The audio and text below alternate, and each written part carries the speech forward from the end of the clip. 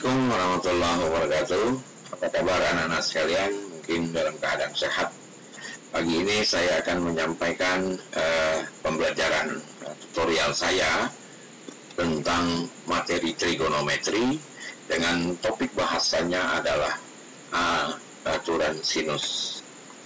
Anak-anak sekalian, beberapa waktu yang lalu sebelum kita libur, kita telah mempelajari materi trigonometri. Yang pertama adalah untuk perbandingan trigonometri, yang kedua materinya adalah identitas trigonometri. Pokok bahasan yang ketiga adalah aturan sinus yang akan kita pelajari kali ini. Anak-anak sekalian, mohon nanti jika pembelajaran dimulai, tolong nanti diperhatikan. Kemudian sebagai kompensasinya Anda nanti harus saya berikan tugas setelah pembelajaran. Untuk itu perhatikan dengan seksama, kemudian jangan lupa mencatat apa yang dapat ditulis, kemudian disikapi, kemudian dipelajari berulang-ulang. Jika nanti ada pertanyaan, tentunya kita akan berdiskusi lagi melalui WA atau melalui hal yang lain yang dapat kita jelaskan bersama, atau nanti setelah masuk nanti saya akan mempertegas materi trigonometri ini, terutama dalam aturan sinus. Anak-anak sekalian,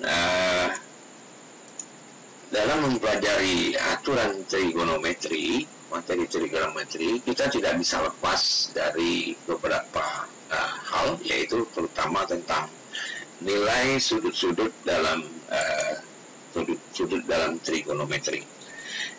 Yang pertama, seperti kemarin yang sudah dicatat, yang pertama adalah kita sudah membuat grafik fungsi trigonometri mulai dari 0 derajat sampai 360 untuk dua fungsi sinus dan kosinus. Jadi mulainya dari 0 sampai 360. Yang kedua, rumus-rumus itu disarikan lagi dalam sudut-sudut istimewa, atau dipersempit lagi dengan yang disebut dengan sudut-sudut istimewa. Sudut-sudut istimewa itu mulai dari 0, 30, 45, dan 60, fungsinya sama, sin, cos, dan tangen. Sini ada 3. Nah, yang ketiga adalah nilai-nilai fungsi trigonometri, sudut-sudut trigonometri yang tidak ada dalam sudut istimewa dan fungsi trigonometri, grafik fungsi trigonometri. Nah, itu didapat dari mana? Itu didapat dari kita dapat memperoleh hasilnya dari kalkulator dengan tabel trigonometri. Biasanya kita bisa menggunakan kalkulator untuk lebih cepat. Jadi pertanyaannya, yang mana sudut-sudut yang tidak ada dalam sudut istimewa dengan sudut-sudut yang ada dalam grafik fungsi? Sudut-sudut itu adalah sudut di luar grafik fungsi trigonometri maupun sudut istimewa. Misalnya saya contoh 33 derajat, itu tidak ada dalam sudut-sudut istimewa, atau sudut grafik fungsi trigonometri, atau 46 derajat, atau 68 derajat, atau 148 derajat, 150, dan seterusnya. Sudut-sudut yang tidak ada dalam grafik fungsi trigonometri. Pada grafik fungsi trigonometri biasanya kita hanya mengenal ujungnya adalah 0 maupun 5. Nah, untuk itu nanti sementara ini dalam membahas aturan sinus kita akan menggunakan sudut-sudut istimewa. Anak-anak sekalian, mari kita mulai, kita lanjutkan dengan mempelajari aturan sinus. Anak sekalian, yang pertama, penyelesaian aturan sinus itu tidak lepas dari segitiga sama kaki. Segitiga sama kaki ini digambar seperti ini.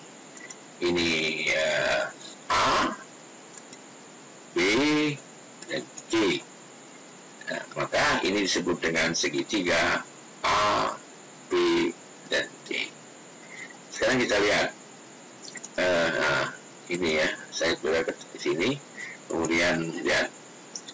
Pada segitiga sama kaki, segitiga A, B, C, jumlah sudut-sudutnya, jumlah sudut A ditambah sudut B ditambah sudut C, itu adalah 180 derajat.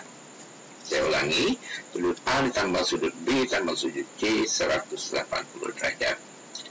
setiap sisi depan sudut dinotasikan sama dengan notasi sudut, tetapi ditulis dengan huruf kecil. Maksudnya gini, kalau ini sudut A, maka sisi ini, sisi BC ini adalah sisi di depan sudut A. Maka sisi BC ini juga bisa ditulis dengan huruf A kecil, notasinya. Begitu juga dengan huruf B, sudut B. Sudut B, sisi depannya itu adalah sisi AC. Maka bisa juga ditulis dengan B kecil. Kalau ini B, maka ini B kecil. Begitu juga dengan C, sudut C. Maka sisi AB adalah sisi di depan sudut C. Maka notasinya bisa juga ditulis dengan huruf kecil, yaitu huruf C. Baik anak-anak sekalian, dalam aturan sinus, kita hanya melakukan pendekatan pada segitiga sama kaki saja. Nah, ini saya contoh A, B, dan C. Nah, pendekatannya ingat, pendekatan segitiga sama kaki atau pendekatan jumlah seluruh sudutnya, sudut A, sudut B tanpa sudut C, atau sudut K, L, M, dan seterusnya jumlahnya adalah 180. Jadi tidak boleh dia keluar dari 180, itu segitiga sama kaki. Nah, ini tadi seperti itu, ini. Nah, sekarang lihat. A kecil, B kecil, C kecil. Maka rumus aturannya adalah 1. A per sinus A per sin A sama dengan B per sin B per sin B. Kemudian C per sin C. Maka aturan sinus segitiga sama kaki itu adalah A per sin A sama dengan B per sin B sama dengan C per sin C. Nanti dalam menyelesaikan soal-soal nantinya kita dapat menggunakan pendekatan 2 rumus saja, tergantung data apa yang akan diketahui. Ingat anak-anak sekalian, kita hanya menggunakan 2 pendekatan saja. Rumus, tidak 3-3 yang kita gunakan. Misalnya kombinasinya adalah A per sin A sama dengan B per sin B, atau B per sin B sama dengan C per sin B. Tergantung datanya nanti. Minimal dia harus diketahui 2 sisi, dua sisi dengan 2 sudut, tidak boleh 3. Atau kombinasinya A per sin A, C per sin C. Contoh soal ini diketahui gambar sebagai berikut. Saya punya segitiga A, segitiga B, segitiga C. Kemudian sisi B, kemudian sisi C, kemudian sudut A-nya 60 derajat, kemudian sudut B-nya 60 derajat, kemudian sisi A-nya adalah 4 cm. Jadi A kecil 4 cm, sudutnya ada. Nah, kita dapat menulis di gambar di atas, maka dapat didata sebagai berikut. Sudut A 60 derajat, sudut B 60 derajat, sisi A 4 cm. Yang ditanya adalah tentukan sisi B. Nah, karena kita lihat di sini, hanya diketahui 2 data, sudut A dengan sudut B, sudut B dengan sisi A, maka juga diminta sisi B. Berarti huruf-hurufnya ini kombinasinya adalah AB, maka rumus yang kita gunakan pertama ini tadi. Nah, lihat anak-anak sekalian, ini 3. Tapi karena dia A, B, maka yang kita gunakan adalah A per sin A, B per sin B. Rumus yang kita gunakan A per sin A, B per sin B. Ini rumus yang kita gunakan. Baik, kita lanjut dengan pembahasannya pada slide berikutnya. Anak-anak sekalian, kita lihat ini tadi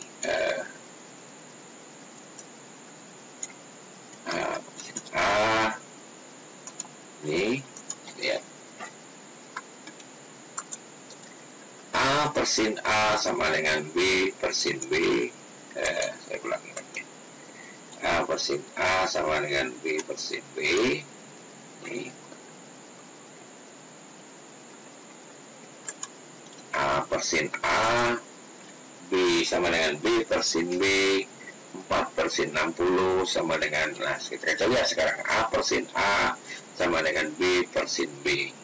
Maka ingat tadi sisi A adalah 4, sudut A 60 derajat, sin B 60, maka kalau kita kali silang ini B sin 60, B sin 60, kemudian B sin 60, 4 dikali sin B. Nah kita tahu tadi juga sin B, sudut B adalah 60, maka B sama dengan 4 per sin 60 per sin 60, maka B, kalau ini kita coret ini sama, maka 4 cm. Atau boleh kita menggunakan pendekatan sudut-sudut istimewa. B sama dengan 4 sin 60 per sin 60, 4 dikali, ingat sinus 60 pada sudut istimewa adalah setengah akar 3 atau setengah akar 3, maka ini kalau kita coret maka sisanya adalah 4. Ini menjawab soal tadi dengan kombinasi rumus A B karena 2 ini diketahui. Inilah yang artinya kombinasinya bisa kita gunakan untuk 2 rumus saja. Nah contoh soal 2 adalah kita lihat di sini isi A 4 cm, ini sudutnya 60, ini 75, sudut A 60, sudut B 75, B nya sisi B, ini sisi C, A nya 4 cm. Baik, ditentukan besar sudut C dan sisi sudut C.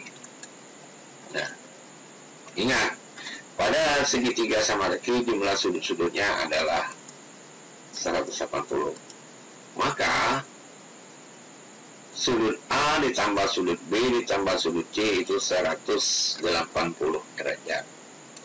Maka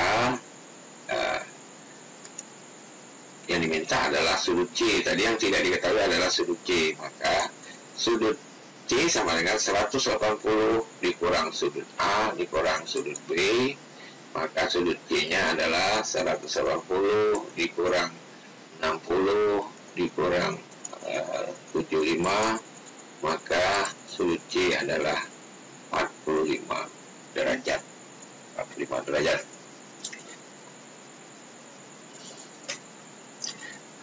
Maka dengan sudut C ini menjadi 45 derajat. Jadi sudut C-nya maka didapat dari data tadi, sudut C 45 derajat, sudut A 60 derajat, sudut B 75, ini 4 cm. Nah sekarang kita lihat 75 ini tidak ada dalam sudut-sudut istimewa ataupun pada grafik tabel grafik fungsi trigonometri. Yang ada adalah 45 dan 60. Ini ada, tapi kita harus menggunakan kalkulator atau menggunakan tabel fungsi trigonometri. Nah, sedangkan ini langsung kita dapat hafal pada sudut-sudut istimewa 60, 45. Maka yang kita dapat adalah sisi A. Maka yang kita dapat adalah ini. Maka ini yang kita dapat adalah ini sisi B sama 75, tak ada sudut-sudut pada semua pada sini. Maka kita gunakan 45, 60. Jadi A dengan C yang bisa kita gunakan. Jadi A per sin A yang kita gunakan karena dia A dengan C, maka C per sin C. Maka yang kita gunakan A per sin A sama dengan C. Ini tidak kita gunakan karena tidak ada dalam data tadi. Kita kalikan silang, A dikali sin C, berikutnya C dikali sin A, maka didapat C sin A sin C. Maka A sin C atau C sin A sin C. Kemudian C sama dengan A sin C dibagi sin A. Jadi C sama dengan A sin C dibagi sin A. Maka C sama dengan 4 sin C tadi ya, C sudut C adalah 45 derajat, maka sin 60 per A-nya adalah 60 derajat, maka C sama dengan, nah, ini setengah akar 2, kemudian sini 60 adalah setengah akar 3. Maka hasilnya adalah, kita lihat di sini, 4 akar 2. Kalau setengah ini yang kita coret, 4 akar 2 per akar 3 dikali akar 3 dikali akar 3. Kenapa dikali akar 3? Karena bentuk akar seperti ini harus berbentuk rasionalitas, dirasional dalam fungsi aljabar eksponen rasional untuk bilangan akar. Maka bentuk seperti ini, kalau dia seperti ini bentuknya 4 akar 2, maka kedua pembilang dan penyebutnya kita kalikan dengan akar 3. Sama. Kalau di bawah ini akar 6 kali akar 6 per akar 6 dan seterusnya. Maka 4 akar 2 dibagi akar 3 dikali akar 3 akar 3. Maka 4 akar 2 dikali akar 3 sama dengan 6. Akar 3 dikali akar 3 sama dengan akar 9. Berarti akar 9 adalah 3. Atau akar, ingat ya, teman-teman sekalian, akar A dikali akar A sama dengan A. Jika bilangan pokok di dalamnya adalah sama. Akar 5 dikali akar 5, 5. Akar 11 dikali 11, 11. Akar C dikali akar C sama dengan C. Maka akar 3 dikali akar 3 sama dengan 3.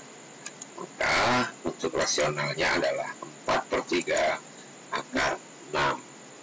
Itu kira-kira anak-anak sekalian hasil dari soal tadi. Nah, anak-anak sekalian, nanti Bapak akan memberikan tugas bersama, dikerjakan di kertas folio, kemudian dimasukkan ke map sebagai tugas portofolio. Soalnya soal nomor 1 ini diminta tentukan panjang BC. Ini 10, ini 60, ini 45. Berarti ditanya sisi A. Seterusnya, ya. Ini soal nomor 1, tolong dikerjakan. Kemudian tugas 2-nya adalah seperti ini. Nah, ini tugas 2-nya diminta segitiga PQR, PR 6 akar 2, QR 16, dan ini sudut Q lancip, maka sudut R adalah, dan seterusnya. Sedang tugas ketiga adalah segitiga PR mempunyai sudut 60, 45, maka tentukan perbandingan antara QR dengan sisi PR. Anak-anak sekalian, demikian pelajaran yang saya sampaikan. Mudah-mudahan ada manfaatnya untuk Anda semua. Tentunya tidak ada kepuasan yang belum kita capai karena kita tidak berhadapan. Pembahasan soalnya hanya 3. Kemudian jika nanti ada kesulitan atau ada hal yang perlu dipertanyakan, kita boleh saling bertanya Anda kepada saya melalui WA atau telepon, ataupun nanti setelah kita setelah kita masuk nanti, ini akan saya pertegas lagi, kemudian akan kita tambah lagi dengan contoh-contoh soal. Nah, untuk itu jangan lupa tugas ini dikerjakan. Tugas-tugas ini adalah bagian dari nanti proses penilaian Anda. Memang waktu tidak menghendaki kita untuk bertemu sementara waktu, tapi yakinlah suatu saat kita akan baik-baik saja, kita akan berkumpul dan belajar bersama-sama lagi. Tetaplah di rumah, ikuti petunjuk-petunjuk kesehatan, seperti jangan lupa setiap kali sering juga mencuci tangan, memakai masker kita keluar atau dalam rumah. Semoga nanti keadaan ini cepat baik-baik, kita dapat bertemu lagi dengan keadaan yang lebih baik lagi. Insyaallah, mudah-mudahan. Tanpa tutup, terima kasih. Assalamualaikum warahmatullahi wabarakatuh. Salam sejahtera untuk kita semua. Selamat pagi.